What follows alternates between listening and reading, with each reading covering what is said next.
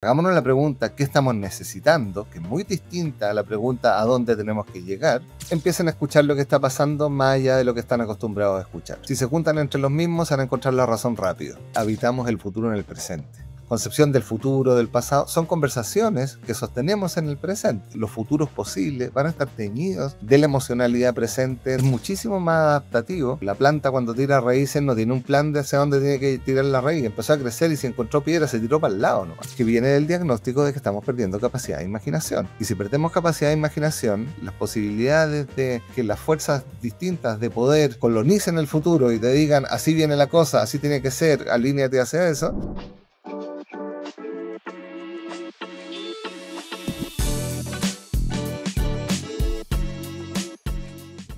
Hola, ¿cómo estás? Soy Pablo Fuenzalida y te doy la bienvenida a Open Mind, el podcast donde las conversaciones abren posibilidades.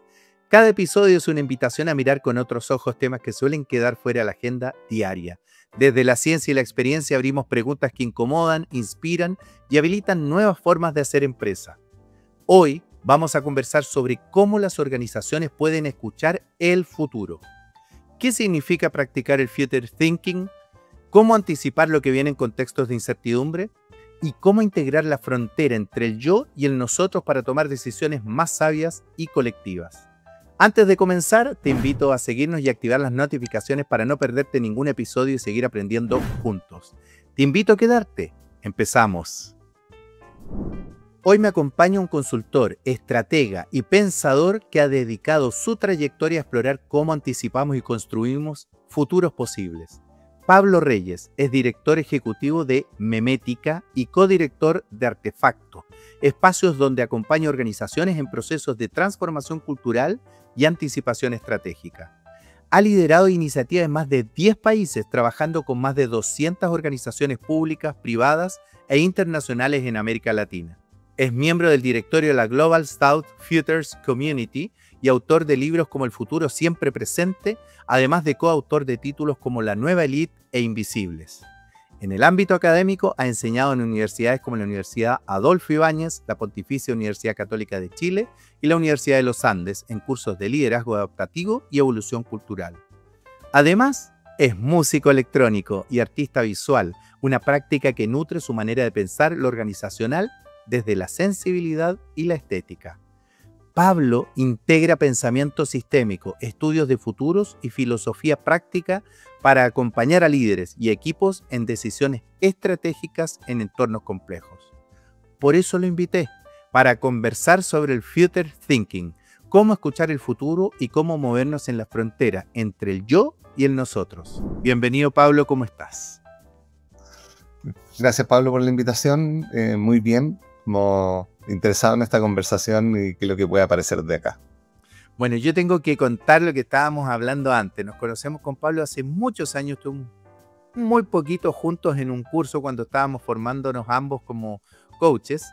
Y a mí me pasó que, habiéndolo conocido en ese minuto, hace hará unos años atrás, no sé, serán 4 o 5 años atrás, escuchando la radio, de pronto me encuentro que lo estaban entrevistando. Y algo que me encantó es cuando dijo: la pregunta más importante que tenemos que hacernos los seres humanos es ¿hasta dónde llega el nosotros? Porque después del nosotros vienen los otros y ahí empiezan los conflictos.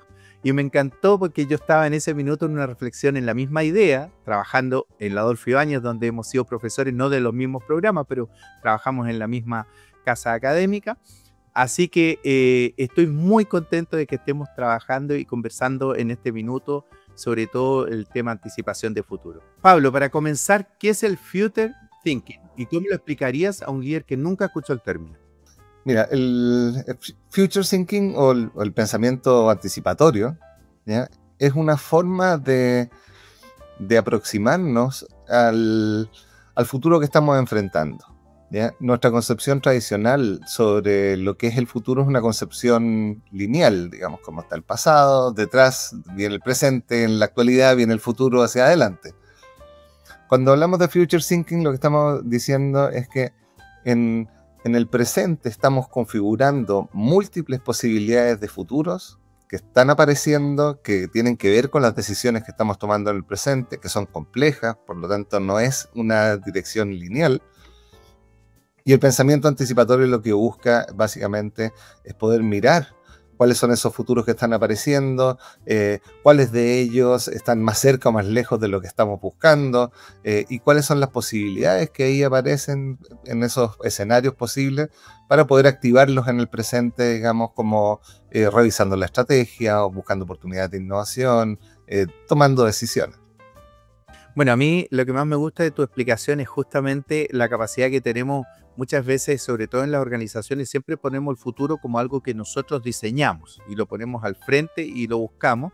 Y esto trae, sin dejar eso como una posibilidad, sin quitarlo como una posibilidad, trae la posibilidad de poner atención a lo que hoy día está emergiendo hacia el futuro.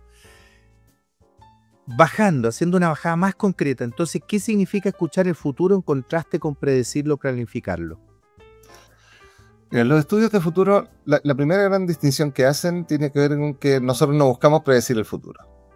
¿Ya? Lo que buscamos es poder ir a explorar desde el presente esos futuros posibles que están emergiendo, esos futuros posibles, probables, plausibles, para poder mirar qué tan resiliente es, desde la perspectiva organizacional, por ejemplo, qué tan resiliente es nuestra estrategia frente a esos escenarios que están apareciendo.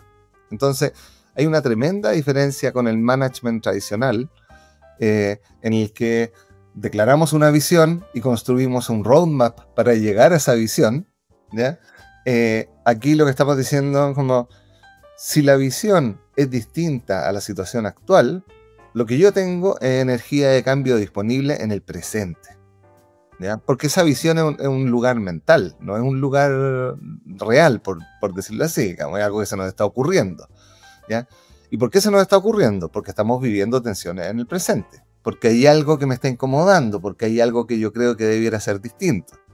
Entonces, el primer paso ahí, lo que nosotros planteamos es, salgamos de ese lugar de la visión inicialmente, que va a ser útil en algún minuto, digamos, y la vamos a ocupar igual en algún minuto, pero salgamos de salir disparados a ese lugar que se nos ocurrió, que es el lugar ideal. Hagámonos la pregunta, ¿qué estamos necesitando? Que es muy distinta a la pregunta, ¿a dónde tenemos que llegar? ¿Ya? Y en ese que estamos necesitando, hagamos una exploración de los escenarios futuros para poder mirar si en el presente estamos apalancando aquello que estamos necesitando o no. Y ahí cuando tú dices necesitando, Pablo, ¿a qué te estás refiriendo particularmente necesitando? Estoy partiendo de cómo piensan habitualmente quienes ejercen liderazgo, los CEOs de las organizaciones, que más que ponerse en necesidad, se ponen en desarrollar algo nuevo, crear algo nuevo, o un producto, o salir por más mercado, etcétera. Entonces, ¿qué sería, en un ejemplo más específico, una necesidad? Por ejemplo, muchas veces nos piden a nosotros trabajemos en un proceso de cambio cultural. Entonces ponen como visión y nos dicen, queremos ser como Google. Y en su imagen tienen que ser como Google, es tener paredes de colores, unas mesas de ping-pong, estacionamiento para las bicicletas y para poder traer a los perros, digamos, como que suceda eso, ¿ya? Entonces embarcan a la organización en una transformación gigante en ese espacio. Pero ellos también dan algún atributo de valor en esa imagen de destino, ¿ya? Y ese atributo de valor a lo mejor es más agilidad en la respuesta, a lo mejor es más horizontalidad en la relación, y que probablemente si abordamos ese atributo de valor, esa necesidad en el momento presente, no necesitamos empezar a comprar las mesas de ping-pong y los taca-taca, digamos, para transformar la empresa, ¿ya? Entonces es como bajarlo a ¿cuál va a ser el paso que vamos a dar que da el mayor valor posible en función de esa tensión que estamos percibiendo entre lo actual y lo deseado? Perfecto, buenísimo. Gracias, clarito. ¿Cómo se relaciona esta práctica en contextos de incertidumbre, donde los datos no alcanzan para decidir? Mira, aquí hay dos cosas que para mí son relevantes. Por un lado, como la proliferación de la data, ¿ya? Ha hecho que vayamos desplazando a nivel humano ciertas capacidades que tenemos vinculadas a la intuición, vinculadas a la imaginación, vinculadas a ciertos espacios que ahora los queremos llenar con data. Entonces, también ha producido una cierta parálisis por el análisis. Perfecto. Al mismo tiempo, cuando hablamos de la incertidumbre, lo que estamos buscando es que cuando hacemos planificación, una planificación estratégica tradicional, digamos, como declarar una visión, declarar los ejes estratégicos, digamos, el camino, necesariamente, dado quiénes somos, dado la comprensión que tenemos del sistema y el contexto en el que estamos participando, dado el tipo de conversaciones que estamos sosteniendo, vamos a tener supuestos de estabilidad. ¿Ya? Supuestos de estabilidad que es, para que me funcione, los economistas, los que vienen del mundo de la economía, hablan del ceteris paribus, digamos, para que me funcione el modelo y la oferta y la demanda se mueva de una cierta forma, vamos a dejar como las preferencias de los consumidores no se van a mover. Porque si se mueven, se me desmadra el modelo. ¿Ya? Y esto es lo mismo que hacemos en las planificaciones. Tenemos supuestos de estabilidad. Por ejemplo, por poner un ejemplo súper encarnado aquí en Chile, estabilidad social. Las planificaciones que se hicieron en el 2018 para el 2019 suponían en el trasfondo que había estabilidad social. Llega el estallido social y la respuesta es no la vimos venir. ¿Por qué no la vimos venir? Porque lo teníamos en un supuesto que tiene un poco de mejor aquí no me meto porque no lo comprendo, mejor aquí no me meto ya porque no tengo las distinciones para, ojalá lo pueda contratar porque yo no sé mirarlo, porque no lo valoro, ya por las razones que sea, pero me conviene hacer como la vista gorda, digamos, a que aquí hay algo medio nebuloso que mejor supongamos que va a estar quieto.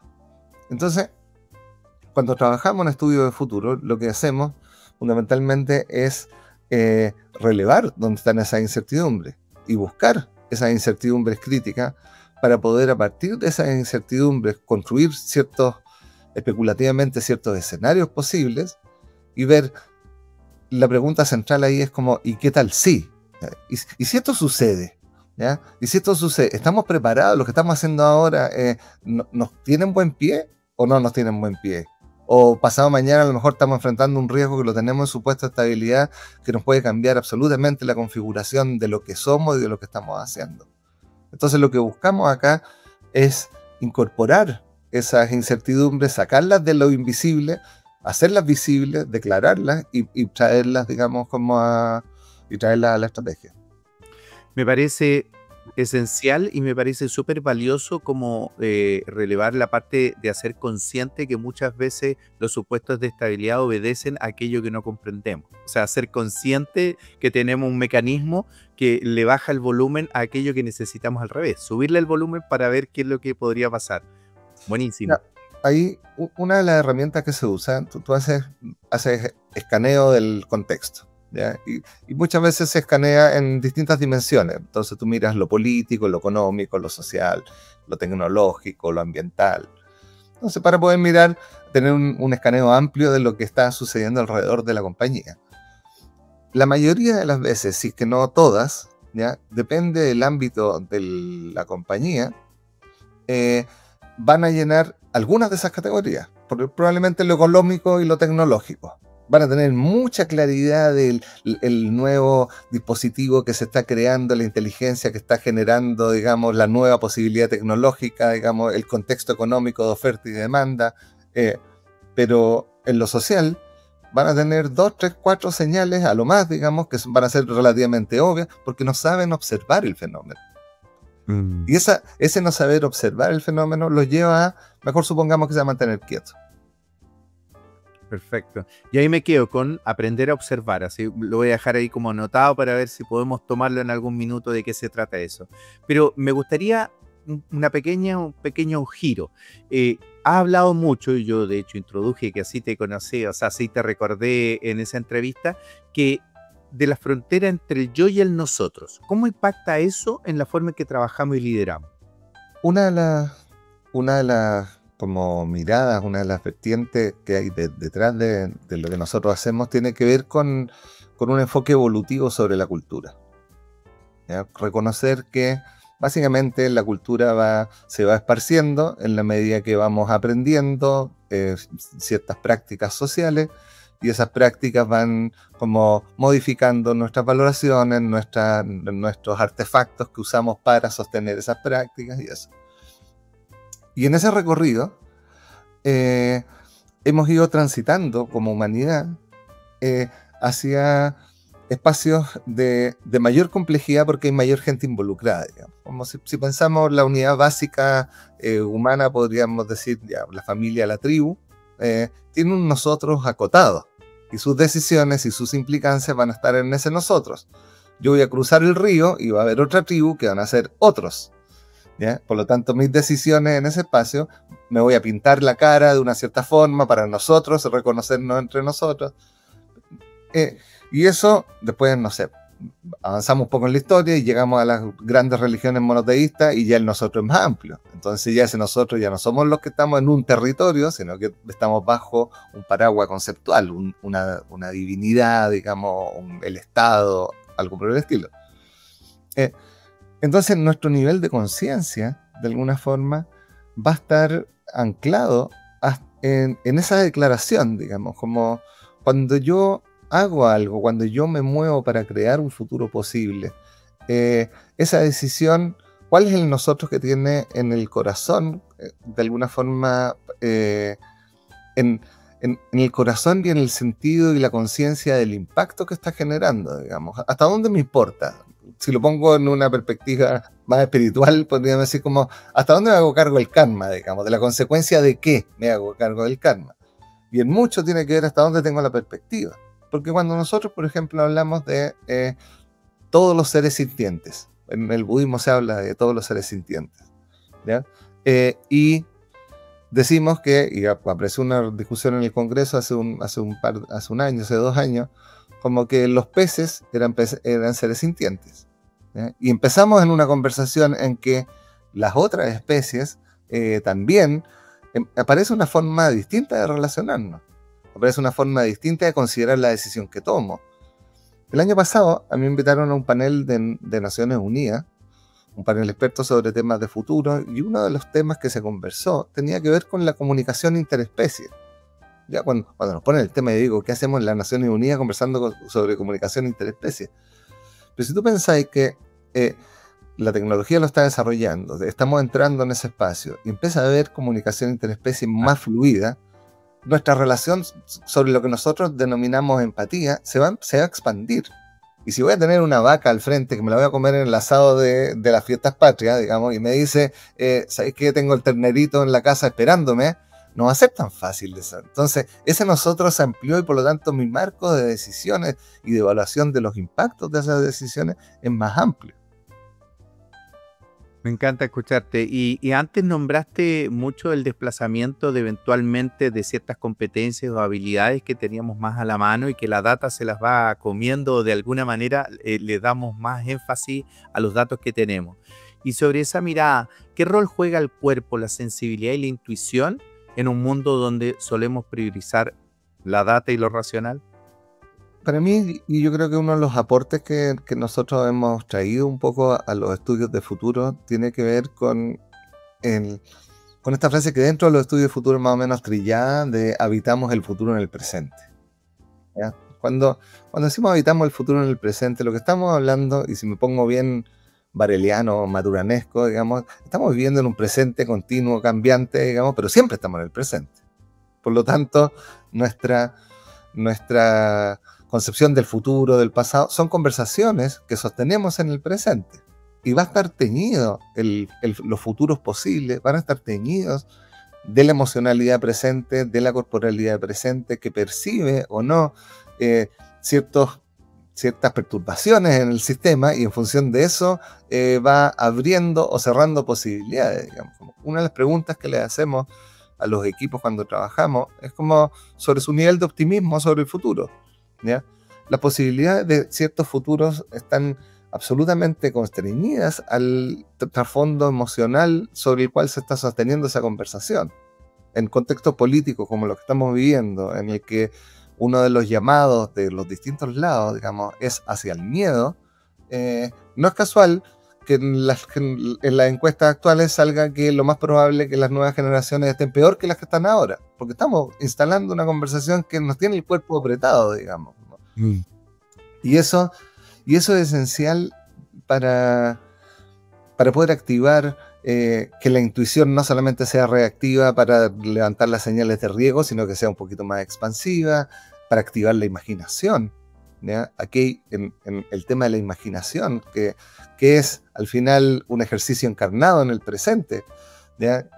No es solo mental, digamos, me sucede, digamos, como en la mente distribuida. Uno de los temas de futuro es que si no imaginamos, los futuros se pueden colonizar con imágenes que te instala alguien, digamos. Como yo siempre pongo ejemplos, así que si me han escuchado en otros lados, esto lo van a haber escuchado. Pongan en Google ciudades del futuro y les van a aparecer edificios blanquitos, con los balcones con plantas colgando de los balcones, con familias de 3 personas caminando por callecitas limpias, digamos, como... Ese es un futuro que ya se colonizó de alguna forma, ¿ya? Y cuando viene alguien y pone una imagen, se empieza a orientar el mercado, las fuerzas de consumo, se empieza a orientar hacia ese lugar. Después te lo ofrece la inmobiliaria, en el cartel del edificio que van a hacer en la esquina, digamos, como... Súper interesante cómo lo traes y lo clarificas, y sobre esa base y mirando toda la experiencia que tú tienes de más de 200 organizaciones, si podrías traer algún ejemplo concreto donde viste líderes o equipos que lograron escuchar lo emergente y actuar distinto. Ejemplos varios, digamos. En una organización que trabajamos con ellos en un estudio, hicimos un estudio futuro en relación al cuidado, a organizaciones que están al servicio del cuidado y la protección de la niñez, ¿ya? Entonces, partimos el ejercicio y en esta conversación lo que aparece, como ellos tenían muchísima claridad de todo lo que implicaba el tema de la niñez, los derechos, la violencia, como el aprendizaje, etcétera, etcétera. Y al hacer el ejercicio y empezar a mirar el contexto, se empiezan a dar cuenta de que por mucho que nosotros seamos expertos en esto, nosotros participamos en un cierto contexto que tiene que traer y tiene que poner esto en el centro de la agenda. Por lo tanto, nuestra incidencia, además de hacer esto, nuestro foco tiene que estar en cómo incidimos en la confianza social sobre organizaciones que hacen este tipo de cosas y la capacidad de los actores políticos para ponerse de acuerdo. Lo que desplaza el eje, de alguna forma, de su foco exclusivamente en la niñez, es como... Para superar la pobreza, no solamente tengo que estar enseñando el emprendimiento a la gente que está bajo la línea de la pobreza, tengo que trabajar sobre la estructura. Y eso me pone a mí en ciertos desafíos paradigmáticos de relacionarme en otros espacios donde se toman otro tipo de decisiones más allá de lo técnico. Ahí hay una. Otra, una empresa transnacional, que es la que trabajamos en una transnacional que está en el mercado del alcohol. Y yo venía llegando de Dubái. ¿Ya? Había estado en el Foro de Futuro de Dubái, y en Dubái, por la tradición religiosa, digamos, en ciertos lugares sí, pero en la mayoría de los lugares no se vende alcohol, ¿ya? No es que tú vayas a la esquina a comprarte una cerveza, digamos, y te puedas tomar la cerveza en la tarde. Y estábamos en un ejercicio que tenía que ver con innovación anticipatoria. Y decíamos, si pensamos y miramos, pongámonos en el escenario, especulemos, el escenario de el Islam está creciendo, tiene una declaración de expansión. Está creciendo. ¿Y qué tal si en algún minuto nos llega la restricción al alcohol? ¿Ya? Un escenario que para ellos es absurdo, digamos, porque nuestros mercados vienen creciendo, etcétera, etcétera. Y aparece alguien y dice, ¿sabéis qué? Como nos demoramos 1 hora en limpiar la máquina, entre medio de tenemos la cadena de distribución lista, podemos tener una cadena de producción de otro producto levantada mañana mismo, digamos, como con lo mismo que estamos haciendo porque estamos enfocados en esto y no en esto otro, ¿ya? Como al jugar con esa nueva restricción que podría aparecer. Entonces, otra empresa de seguridad trabaja con tecnología en temas de seguridad. Nos enfrentamos a ciertos escenarios, y uno de los escenarios era como las personas y las comunidades resignifican la concepción de lo que es la seguridad y salen de la seguridad de la reja, de la cámara, de la pistola, a la seguridad de conocer al vecino, la relación y el capital social. Como para ellos inicialmente era como, ya, la gente se puso hippie. Pero yo decía, pero bueno, pero el mercado de ustedes, si no, está orientado a que la gente tenga miedo para ello poder satisfacer ese miedo. Entonces hay una vinculación ahí que, ¿por qué nosotros no podemos abrir el laboratorio de innovación social que genera estas nuevas prácticas siguiendo apropiado del tema de la seguridad, digamos? Entonces, ese tipo de cambios van sucediendo cuando hacemos este tipo de ejercicios. Ahora, lo que me gusta de tu ejercicio es el cambio de escenarios y cómo de ahí, de alguna manera, expanden la imaginación frente a ese escenario y ven como la complejidad de las interacciones. Me parece súper valioso. Y sobre esa misma perspectiva, si voy a decir, si de alguna manera quienes ejercen liderazgo no estuvieran tan abiertos a nuevas formas de pensar y sentir, ¿cuál sería el error de las empresas de alguna manera en la anticipación de futuro? ¿Qué errores ves hoy día tú? Recuerdo cuando sucedió el estallido social, hicimos un trabajo con ICARE, ¿ya? Con el Círculo de Cultura de ICARE. Y les presentamos, nosotros habíamos escrito con Daniel Fernández un libro del 2012-2013, donde dijimos como, si hacemos un análisis evolutivo de Chile y nos ponemos cierto escenario, es probable que el 2020, por la complejidad cultural, Chile explote. Y cuando sucedió, les dijimos, bueno, lo habíamos conversado, lo habíamos visto, le venimos a mostrar qué fue lo que vimos, porque no teníamos una bola de cristal, sino que lo que estábamos haciendo era cruzando información. Y al terminar el proceso, alguien dice, lo que tenemos que hacer es contratar dispositivos de escucha. Y yo ahí en mi interior fue como, no están entendiendo nada, digamos. Como, o sea, esto no es algo que vamos a ir a comprar en el mercado, estamos hablando de sensibilidades contextuales, de aprender a escuchar. Entonces, esos paradigmas de que lo que está afuera, yo puedo contratar un acoplado para que poder integrarlo simplemente, ¿ya? Que tiene que ver con la lógica mecanicista, que tiene que ver con que el estar atrapado en metáforas de máquina. Todas las metáforas organizacionales son de máquinas, digamos, como esto tiene que andar como reloj, tiene que funcionar como avión, tenemos que sacar grasa, tenemos que hacer, o sea, como están todas atrapadas ahí. Entonces, claro, es comprar una máquina y ponerle un pedazo más a la máquina.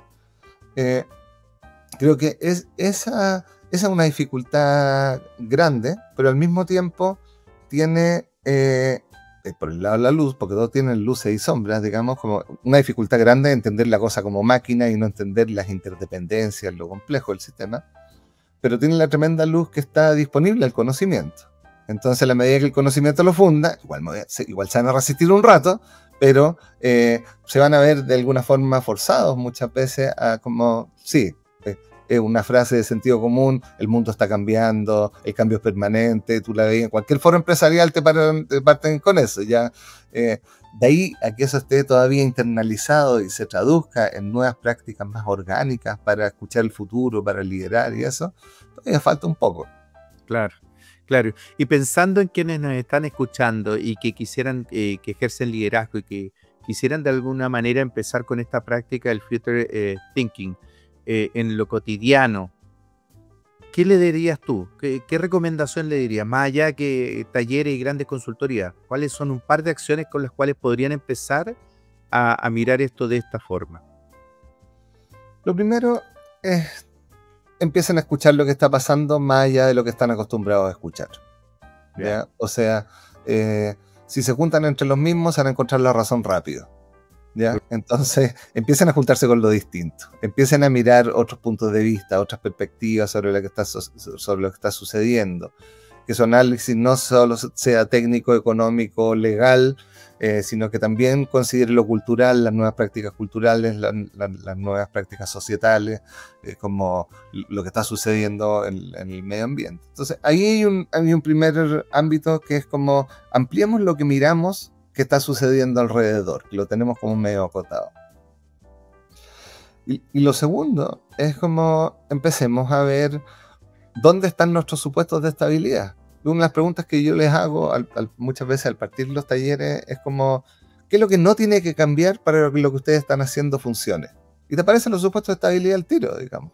Qué buena pregunta. ¿Ya? Claro. Y te aparecen al tiro, sí, el consumidor tiene que comportarse, la preferencia del consumidor, la estabilidad del mercado, listo. Por ahí les van a venir las disrupciones. Como, por ahí precisamente por donde, dado que lo tengo ahí guardadito en una cajita como que se va a mantener quieto, por donde le va a venir. Revisen y hagan el contrafactual. Revisen y si esta cuestión cambia. ¿Y qué tal si? Es una pregunta especulativa básica, digamos.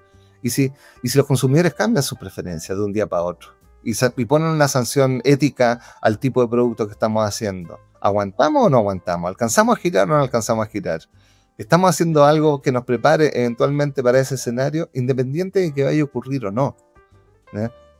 Lo que trabajáis es sobre resiliencia estratégica en la organización y adaptabilidad frente a escenarios inciertos. Me encantó la pregunta, Me pareció súper buena y disruptiva, y efectivamente, yo que trabajo también en consultoría, no aparece, no está en general. Así que está muy buena. Tomada, ¿qué papel juega el arte y la creatividad en este enfoque? Y sobre todo, pensando en cómo conectas tú tu práctica artística con la consultoría que haces. Mira, a ver, yo hago música hace muchos años, ¿ya? Yo trabajo en plástica, tengo como una parte de otra plástica, pero mi pasión ahí es la música, ¿ya? Y en algún minuto, hace como 10 años, yo estudié flauta traversa de chico y tenía grupos y participaba en orquestas y cosas. Pero en algún minuto dije, esto mucha gente quiere hacer algo que pueda hacer yo solo sin necesitar grupo por ahora, entonces me metí a la música electrónica. Empecé a experimentar con sintetizadores análogos, hay cablecitos y cosas. Y para mí lo que más me ha gustado, que se junta con mi práctica meditativa también, ¿ya? Como es la improvisación en música electrónica. Y la improvisación con más gente, no solamente solo, digamos, en la que vengo saliendo de una actividad que tuvimos el fin de semana pasado, en el que nos juntamos 3 personas que no habíamos tocado nunca juntas, nadie sabía qué es lo que llevaba el otro, nos enchufamos 15 minutos antes y es como al flow, ¿ya?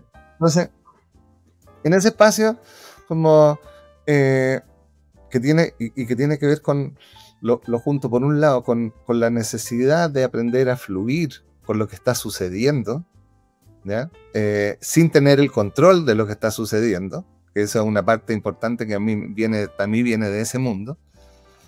Y por otro lado, como nosotros cuando levantamos el artefacto, se inició como el laboratorio de arte y futuro de memética, porque nos encontramos 2 personas en las que yo venía del lado de los futuros con una práctica artística y la otra persona venía del lado del arte y de la historia del arte. Andrea Busquets, que es mi pareja y socia en ese espacio. Y cuando empezamos a conversar, miramos los estudios de futuro en general, dijimos como el arte es portador de señales de futuro, ¿ya? Porque se plasma en un cierto tipo de obra que tiene que ver con alguien habitando y escuchando sensiblemente ese contexto, que no lo pone en un texto, en un paper y en una data, pero hay algo ahí que está diciendo que tiene que ver con lo que está pasando. Y claro, los estudios de futuro no lo miraban, ¿ya? No miraban el arte. Y empezamos a hacer cruces de señales y movimientos que dio el arte y que a partir de eso como de alguna forma canaliza ciertas fuerzas sociales que estaban ahí, digamos, y las manifiesta antes. Claro. Entonces, veíamos que una de las cosas extendidas en el mundo organizacional es el design thinking. Y tenemos el design thinking, tenemos al usuario en el centro, de alguna forma. Como, nosotros dijimos, vamos a empezar a propiciar el art thinking, que no tiene usuario, no tiene utilidad. Es como pensar fuera de la caja por pensar fuera de la caja.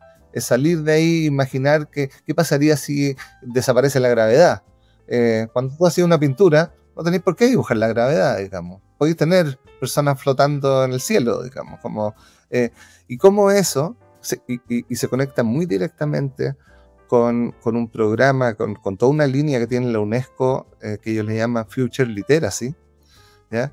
Que viene del diagnóstico de que estamos perdiendo capacidad de imaginación. Y si perdemos capacidad de imaginación, las posibilidades de que las fuerzas distintas de poder colonicen el futuro y te digan, así viene la cosa, así tiene que ser, alíneate hacia eso, entonces ahí empezamos esta cruzada de como hay que democratizar el arte, vamos al arte anónimo, como no quiere decir que todos vayan a terminar haciendo exposiciones, pero que sí aparezca esta fuerza de ir plasmando lo que estoy sintiendo de alguna forma más simbólica, no tan mental. Me hiciste conectar, fíjate, siempre me ha pasado a mí con los dibujos animados, cuando veo las películas de dibujos animados, digo, me encanta porque todo es absolutamente posible en los dibujos animados. Todo lo que uno, y como que realmente me explota la cabeza. Me gusta cómo traes la imaginación como un gran talento, una gran habilidad que tenemos para no irla perdiendo. Ahora, en un par de respuestas bien cortitas. ¿Cómo imaginas organizaciones que realmente integren el Future Thinking en su cultura y estrategia? Yo creo que por un lado, como permanentemente visualizando escenarios posibles en función de y detectando y mirando cuáles son las incertidumbres críticas que estamos enfrentando, ¿ya? Y para eso, con sistemas de escucha del presente más abiertos, más inclusivos, más transversales, digamos, como mirando distintas cosas que si las miramos sistémicamente van a estar interrelacionadas, pero aparentemente no tienen nada que ver con lo que estoy haciendo, digamos. Como entonces, escuchar e imaginar, para después traer a la estrategia y accionar, digamos. O sea, no solamente llegar al escenario, sino que en esos escenarios hay riesgos, oportunidades, nichos, etcétera. Claro, pero me quedo. Escuchar e imaginar para después pasar como a la acción. Me gustó. Para ir cerrando esta primera parte de la entrevista, te quiero hacer una pregunta que nos gusta hacerle a todos los invitados. ¿Qué conversaciones necesitamos tener en las organizaciones, pero que seguimos evitando? Yo creo que las conversaciones respecto, o sea, si bien yo te decía como esta frase del cambio permanente, una cosa como ya bastante manosea, ¿ya? Yo creo que somos buscadores de estabilidad y le hacemos el quite al cambio. Y lo hablamos para poder controlarlo, y lo hablamos para cuando aparece, digamos, como es buscar nuevas formas más sofisticadas de controlar lo que está sucediendo. Como hay una conversación central que tiene que ver con el estado de conciencia, por decirlo de alguna forma, el estado de conciencia de los líderes va a teñir el estado de conciencia de la organización. Perfecto. Y a mí no me ha llegado nunca una pedida de algún cliente que me diga, ¿sabes qué? Nuestro CEO necesita ampliar su conciencia. Claro. O sea, esa es una conversación que todavía no aparece en el mapa. Todavía no aparece. Y me encanta. Me encanta traer el tema de los niveles de conciencia en nuestros líderes y yo estoy totalmente convencido de lo mismo que tú. O sea, ampliando la conciencia, de ahí podemos ampliar la conciencia sistémica de toda la organización. La facilitamos. Totalmente. Bueno, ahora mira, me ha encantado esta conversación, pero vamos a pasar a un espacio más informal, pero no por eso menos valioso. Lo llamamos los insights de pasillo.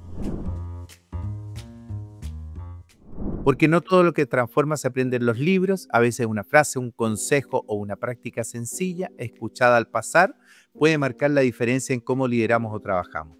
Pablo, ¿qué herramienta, frase o hábito cambió tu manera de acompañar a personas y organizaciones a anticipar futuros y que todos deberían conocer? Para mí lo central es... para mí lo central ha sido darnos cuenta que esta lógica de situación actual, situación deseada, y salgamos a construir camino a lo loco para llegar a la situación deseada, es algo que es bueno mirarlo con cautela. Por no decir pararlo así como directamente, ¿ya? La situación deseada es un lugar mental. En ese espacio mental la cuestión da para cualquier cosa, digamos. Entonces, como ahí se nos puede ocurrir de que, claro, entonces tiene que haber horizontalidad y agilidad y etcétera. La mente da para cualquier cosa. Entonces, para mí lo central es, si usted siente una tensión, ¿ya?, entre que algo que está sucediendo debiera ser distinto, la pregunta que me tengo que hacer es ¿qué está pasando? ¿Ya? ¿Cuál es el contexto de donde me emerge esa tensión? ¿Y qué es lo que estoy necesitando ahora? Porque ahí está el mayor valor para el paso siguiente, no a dónde te quiero llegar y cómo tiene que ser ese lugar. Eso es muchísimo más adaptativo. No sé, la planta cuando tira raíces no tiene un plan de hacia dónde tiene que tirar la raíz. Empezó a crecer y si encontró piedra se tiró para el lado nomás, digamos. Claro. O sea, no, es un movimiento adaptativo contextual, permanente, ¿ya? Que no quiere decir que no planifiquemos. No. Pero clarito, me encanta, tomado. Las grandes transformaciones no siempre empiezan con respuestas, sino con buenas preguntas. En esta sección te pido que compartas con nosotros una de esas preguntas que te acompaña, te desafía y que siempre vuelve. Entonces, ¿cuál es esa pregunta que te persigue en tu camino profesional o personal?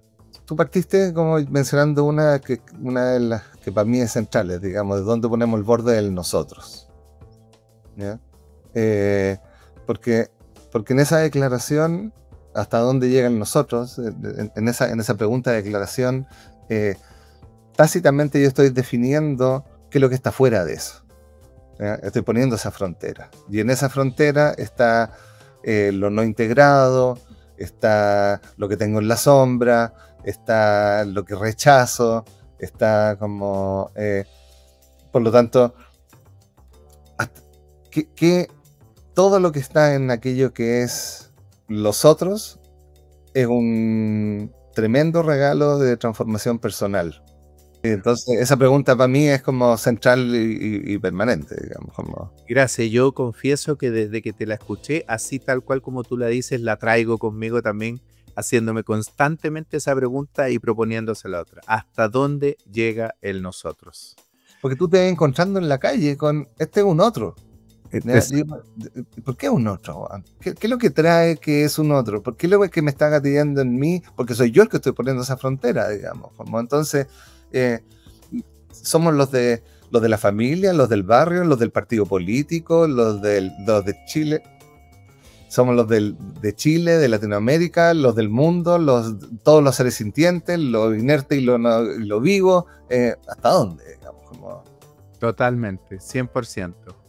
Bueno, este podcast busca construir una comunidad de ideas, de propósito y de experiencias compartidas. Por eso en esta última sección que llamamos Cadena Abierta, le pedimos a cada invitado que se convierta en un puente que nos ayude a imaginar las próximas conversaciones que podríamos tener. Pablo, ¿a quién te gustaría que invitemos a Open Mind para seguir explorando estos temas y qué pregunta te gustaría que le hiciéramos? Primero digamos, que creo que tenemos que seguir explorando la imaginación. Creo que hemos perdido capacidad de imaginar.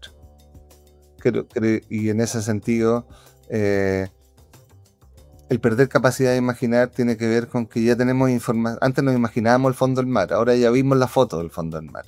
Antes nos imaginábamos el espacio, ahora ya vimos la estrella que no vamos a ver nunca en la vida, digamos. Entonces, ¿qué está pasando con esos contextos de imaginación? Esa es una línea, ¿ya? Y otra línea, que lo publiqué en LinkedIn a raíz de el World Economic Forum, presenta cada ciertos ratos las habilidades del 2030, como ya. Si tú miras las habilidades que tiene que tener la gente al 2030, según ellos, más o menos son todas de productividad. Están todas ancladas a un cierto tipo de paradigma. El pensamiento crítico, la capacidad de resolver problemas, la gestión de conflictos. Para mí hay algo bien central que tiene que ver con el ocio. ¿Ya? ¿Qué va a pasar y cuáles son, cómo van a surgir cosas nuevas si no entramos a espacios en los que salgamos de la matrix en la que estamos, digamos? Y eso requiere un ocio creativo, eso requiere un ocio que no es el descanso de la vacación para volver a la misma máquina, digamos, como el aburrirse hasta que se te ocurra algo. Claro.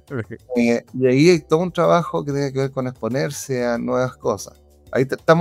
Acabamos de escribir un libro junto con Carlos González, que es un médico psiquiatra, también coach, terapeuta gestáltico, y viene trabajando en la línea Discípulo de Naranjo.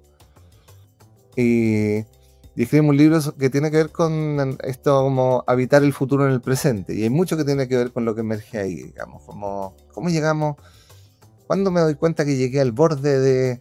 Porque descanso 2 meses y quedo donde mismo, descanso 3 meses y quedo donde mismo. Hay un cambio de switch ahí que me tiene como tomada la mente, cómo explorarlo. Entonces, ¿qué va a pasar con el ocio cuando la inteligencia artificial termine optimizando muchos de los tipos de trabajo que hacemos y tengamos más tiempo? ¿Va a ser tan simple tener más tiempo, digamos? Como... Entonces tomamos a Carlos González. Lo vamos a invitar. Carlos González puede ser un tremendo maestro. Buenísimo. Bueno, y para finalizar, si los oyentes quisieran ponerse en contacto contigo o saber más sobre tu trabajo, ¿cuál es la mejor forma de hacerlo? Me pueden escribir al correo. Tengo un trastorno obsesivo compulsivo con la bandeja de entrada, entonces no tengo más de 10 correos sin leer, los respondo todos, ¿ya? El correo es pablo@memetica.cl. Ya. ¿Ya? Y ahí también visitar las 2 páginas centrales de donde me muevo, en memetica.cl y anticipandofuturos.com, que es donde está como toda la fase formativa de todo lo que tiene que ver con anticipación de futuro. Excelente. Pablo, muchas gracias por estar con nosotros. Realmente fue un placer conversar contigo Me explotó la cabeza, como digo, me quedaron hartas ideas dando vueltas. Así que el mayor de los éxitos. Gracias a ti, Pablo, por la invitación. Y ahí seguimos ahí conectados de una u otra forma. De todas maneras, esto fue todo por hoy en Open Mind, el podcast donde las conversaciones abren posibilidades. Gracias por acompañarnos en este espacio que busca repensar la forma en que trabajamos, lideramos y habitamos las organizaciones. Si esta conversación te movió una idea, una emoción o una posibilidad, compártela. Y si quieres seguir explorando estos temas, te invito a seguirnos y activar las notificaciones. Así no te pierdes ningún episodio y seguimos pensando juntos. Y sobre todo, como dijo Pablo, a ver si la imaginación nos explota a través de estos podcasts. Nos escuchamos en la próxima. Adiós y muchas gracias.